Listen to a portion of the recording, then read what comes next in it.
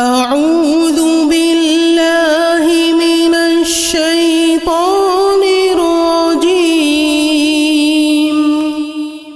بسم الله الرحمن الرحيم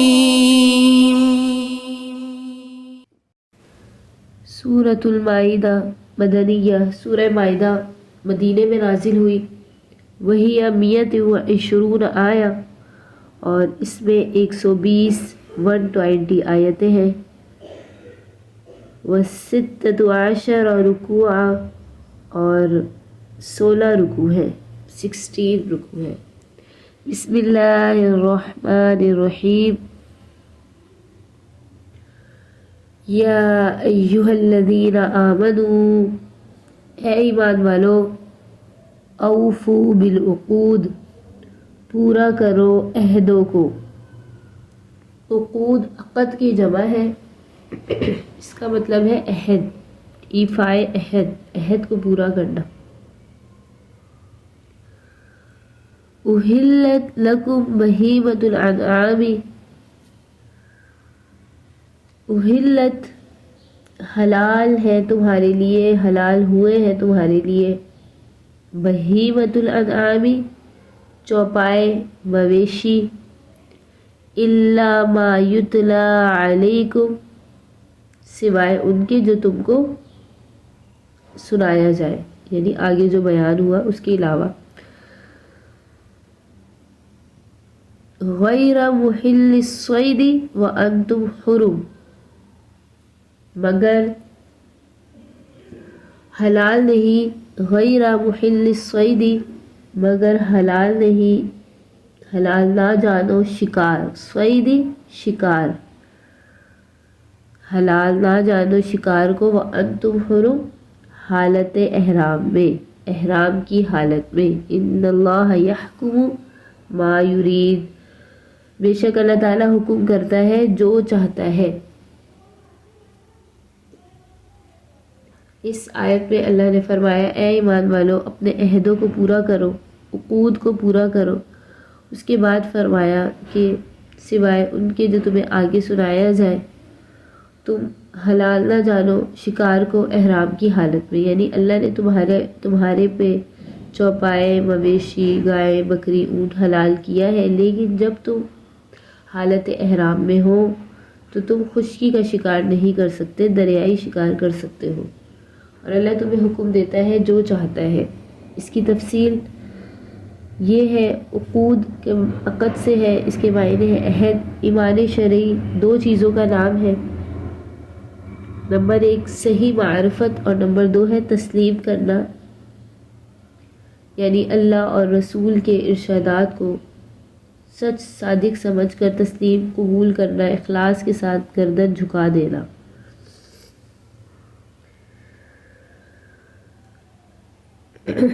اللہ تعالیٰ کی ربوبیت کاملہ کا اقرار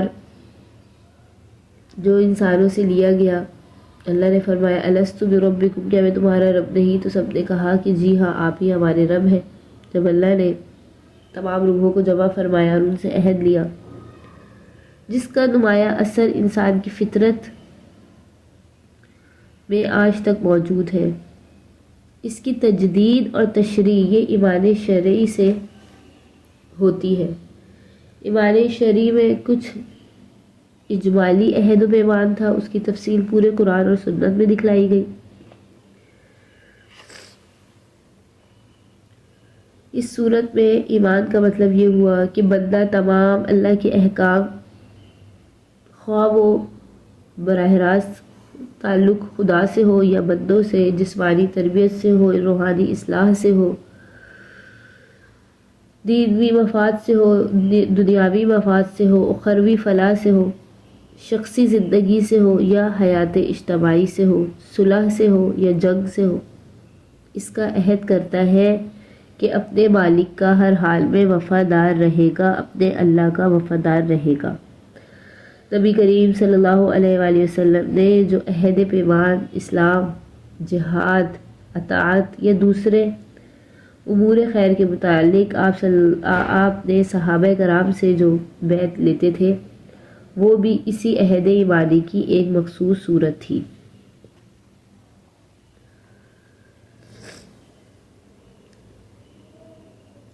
کہ انسان اللہ کا وفادار رہے اور پورا پورا اس کو یقین بھی حاصل ہو۔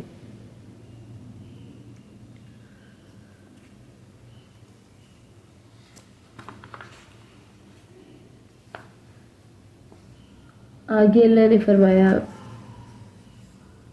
حلت انعام، یعنی انعام سے مراد ہے چوپائے مویشی۔ اللہ نے جو حلال کیے جانور، حلال طیب چیزیں، سورہ نساء میں جیسے ہم پڑھ چکے کہ یہود کو ظلم اور بدعہدی کی سزا میں بعض حلال اور طیب چیزوں سے محروم کر دیا گیا تھا۔ سورہ نساء کی رکوع نمبر 22 میں اللہ نے فرمایا فَبِظُلْمٍ مِّنَ الَّذِينَ هَادُوا حَرَّمْنَا عَلَيْهِمْ طَيِّبَاتٍ، کہ یہ یہودیوں کے ظلم کی وجہ سے، بدعہدی کی وجہ سے ہم نے ان پر پاکیزہ چیزیں حرام کر دی، جن کی تفصیل سورہ مائدہ کے بعد اگلی سورت سورہ انعام میں بھی آئے گی۔ اس امت کو اعفاء عہد کی ہدایت کے ساتھ، یعنی یا ایھا الذین آمنوا اوفوا بالعقود، اے ایمان والو عہدوں کو پورا کرو، عہد کی ہدایت کے ساتھ ان چیزوں سے فائدہ اٹھانے کی اجازت دے دی گئی، یعنی اونٹ، گائے، بھیڑ، بکری، اسی طرح کی اسی جنس کے تمام اہلی، وحشی، پالتو، جنگلی جانور، چوپائے مثلا ہرن، نیل گائے وغیرہ تمہارے لیے ہر حالت میں حلال کیے گئے، بجز ان حیوانات یا حالات کے کہ جن کے متعلق اللہ تعالیٰ نے قرآن میں یا نبی صلی اللہ علیہ وسلم کی زبانی تمہارے جسمانی یا روحانی یا اخلاقی مصلحت کے لیے ممانعت فرما دی۔ اللہ نے فرما دیا احلت لکم بہیمۃ الانعام، حلال ہے تمہارے لیے چوپائے جانور، مویشی، الا ما یتلی علیکم غیر محل الصید وانتم حرم، سوائے وہ جو تمہیں سنایا جائے کہ تم نہ شکار کرو اس حالت میں کہ تم احرام میں ہو۔ ان اللہ یحکم ما یرید، اللہ جو چاہتا ہے حکم کرتا ہے۔ حالت احرام میں شکار کی ممانعت اللہ نے بتائی۔ محرم یعنی جس نے حج یا عمرے کے لیے احرام باندھ رکھا ہو وہ محرم کہلاتا ہے۔ محرم کو صرف خشکی کے جانور کا شکار جائز نہیں، دریائی شکار کی اجازت ہے، اور جب حالت احرام کی رعایت اس قدر ہے کہ اس میں شکار کرنا ممنوع ہے تو خود حرم شریف کی حرمت کا لحاظ اس سے کہیں زیادہ ہونا چاہیے، یعنی حرم کے جانور کا شکار محرم اور غیر محرم سب کے لیے حرام ہوگا، جیسا کہ لا تحلوا شعائر اللہ، آگے جو آیت آئے گی اس سے صاف ظاہر ہے۔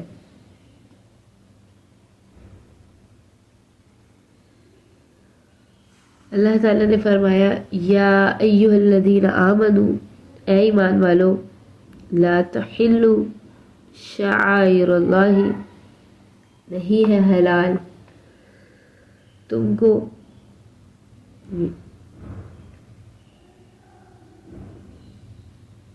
لا تحلوا، نہ تم حلال سمجھو شعائر اللہ، اللہ کی نشانیوں کو، ولا الشہر الحرام، اور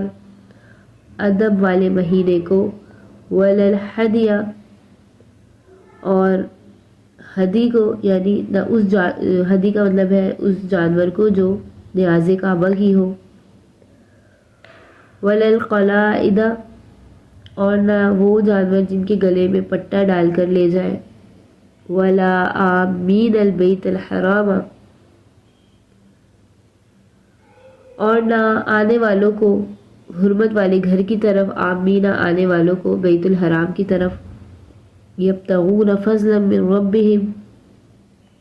جو تلاش کرتے ہیں اپنے رب کا فضل، ورضوانہ، اور اس کی رضامندی، اس کی خوشی۔ آگے فرمایا وَإِذَا حَلَلْتُمْ فَاصْطَادُوا، اور جب تم حلال ہو جاؤ یعنی احرام سے نکل جاؤ، فَاصْطَادُوا تو تم شکار کر لو، پھر وہ پابندی ختم۔ وَلَا يَجْرِمَنَّكُمْ، اور نہ باعث ہو تم کو اس قوم کی دشمنی، شنآن قوم، اس قوم کی دشمنی، ان صدوکم عن المسجد الحرامی، جو کہ تم کو روکتی تھی مسجد الحرام سے، حرمت والی مسجد سے، ان تعتدوا، اس پر کہ زیادتی کرنے لگو، وتعاونوا علی البر والتقوی، اور آپس میں مدد کرو بر نیک کام پر اور پرہیزگاری پر، ولا تعاونوا علی الاثم والعدوان، اور نہ مدد کرو گناہ پر اور ظلم پر، واتقوا اللہ، اللہ سے ڈرتے رہو، ان اللہ، بے شک اللہ تعالیٰ، شدید العقاب، سخت عذاب دینے والا ہے، بے شک اللہ کا عذاب سخت ہے۔ اللہ تعالیٰ نے اس آیت میں فرمایا، اے ایمان والو، نہ حلال سمجھو اللہ کی نشانیوں کو، نہ ادب والے مہینوں کو،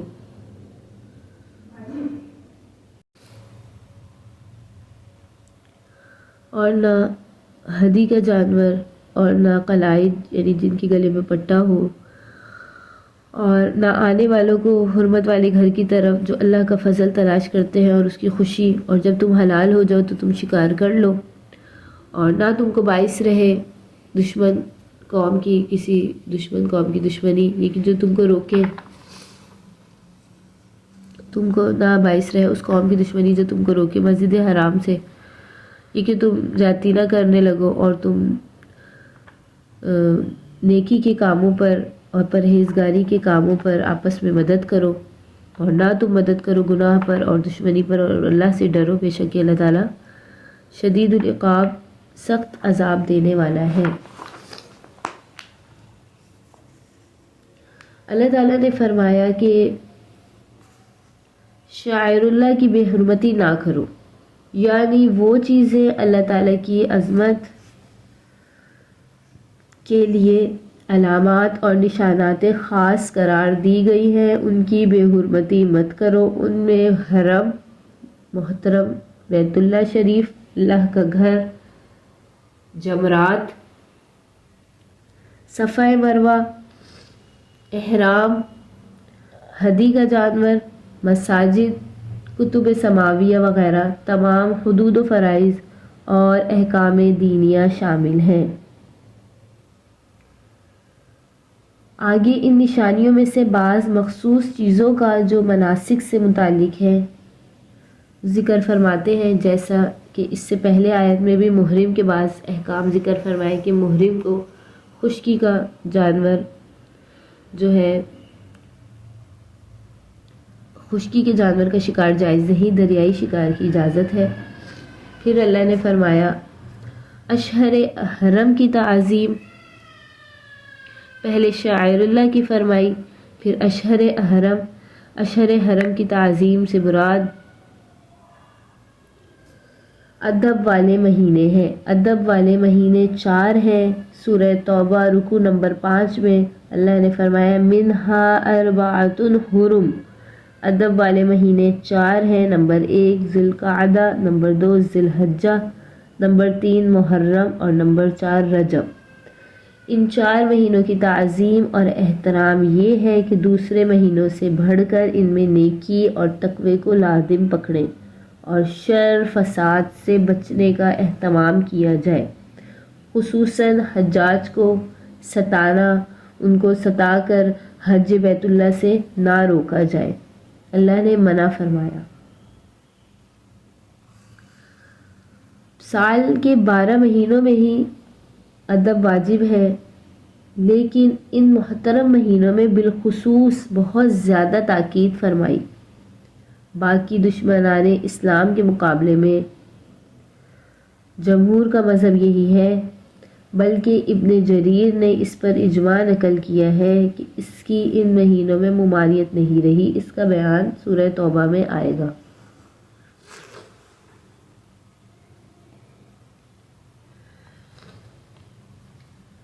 قلائد آگے فرمایا ولل ہدی ولل قلائد، ہدی کہتے ہیں اس جانور کو کہ جو بیت اللہ کے لیے نیاز کے لیے لے کر جایا جائے۔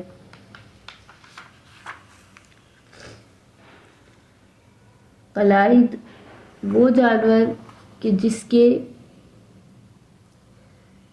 گلے میں نشان کے طور پر ڈالتے تھے، یعنی ہدی کے جانور کے گلے میں،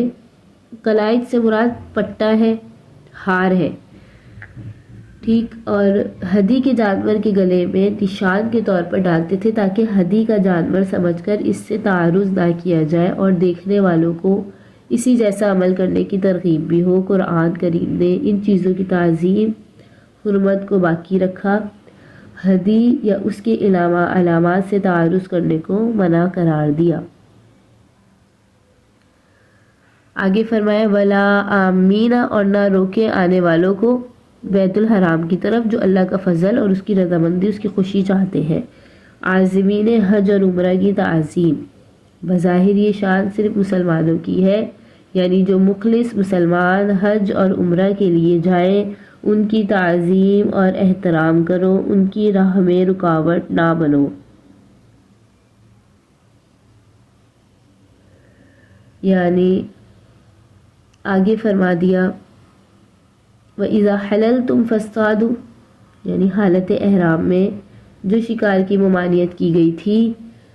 وہ احرام کھول دینے کے بعد باقی نہیں رہی، اور جب تم حلال ہو جاؤ یعنی احرام کھول دو، حللتم کا مطلب ہے احرام کھول دو، فاصطادوا تو شکار کر لو، یعنی پھر شکار کرنا جائز ہے، پھر احرام کی پابندیاں ختم ہو جائیں گی۔ وَلَا يَجْرِمَنَّكُمْ شَنَآنُ قَوْمٍ، اور نہ تم کو باعث رہے کسی قوم کی دشمنی ان صدوکم عن المسجد الحرام، یہ کہ وہ تمہیں روکے اللہ کے گھر آنے سے، ان تعتدوا، وہی کہ تم ان پہ زیادتی کرو، اور تم نیکی اور تقوی کے کاموں میں مدد کرو اور گناہ کے کاموں میں، دشمنی کے کاموں میں آپس میں مدد نہ کرو۔ اللہ نے تعدی کی ممانعت کی پچھلی آیات میں فرمایا یا ایھا الذین، یہاں فرمایا شروع میں یا ایھا الذین آمنوا لا تحلوا شعائر اللہ، جن شاعر کو اللہ تعالیٰ نے معظم محترم قرار دیا تھا، سب 6 ہجری میں مشرکین مکہ نے ان سب کی توہین کی، اہانت کی۔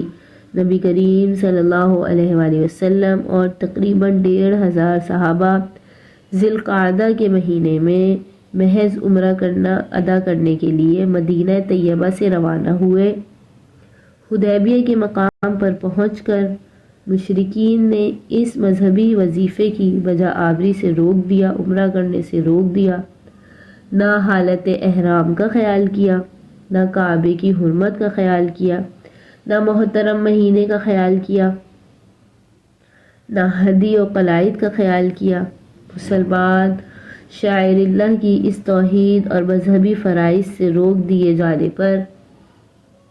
ایسی ظالم اور وحشی قوم کے مقابلے میں جس قدر بھی غیظ و غضب اور بغض و عداوت کا اظہار کرتے وہ حق تھا۔ جوش اور انتقام سے کام لیتے تو وہ لے سکتے تھے، لیکن اسلام کی محبت عداوت کی بنا پر قرآن کریم نے ایسے جابر ظالم دشمن کے مقابلے پر بھی اپنے جذبات کو قابو میں رکھنے کا حکم دیا۔ عموماً آدمی زیادہ محبت یا زیادہ عداوت کے جوش میں حد سے گزر جاتا ہے، اس لیے فرمایا کہ سخت سے سخت دشمنی تمہارے لیے اس کا باعث نہ ہو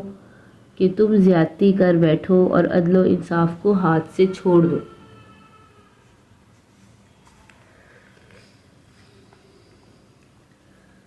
یعنی حرمت والے مہینے میں تم انہیں کچھ نہ کہو اور درگزر کرو۔ آگے فرمایا تعاونوا علی البر والتقوی ولا تعاونوا علی الاسم والعدوان، تعاون اور عدم تعاون۔ اگر کوئی شخص بالفرض جوش انتقام پہ زیادتی کر بیٹھے تو اس کے روکنے کی تدبیر یہ ہے کہ جماعت اسلام اس کے ظلم عدوان ان کی اعانت نہ کر سکے، بلکہ سب مل کر نیکی اور پرہیزگاری کا مظاہرہ کریں اور زیادتی اور بے اعتدالیوں کو روکیں۔ Subscribe Sukhuni Kalp.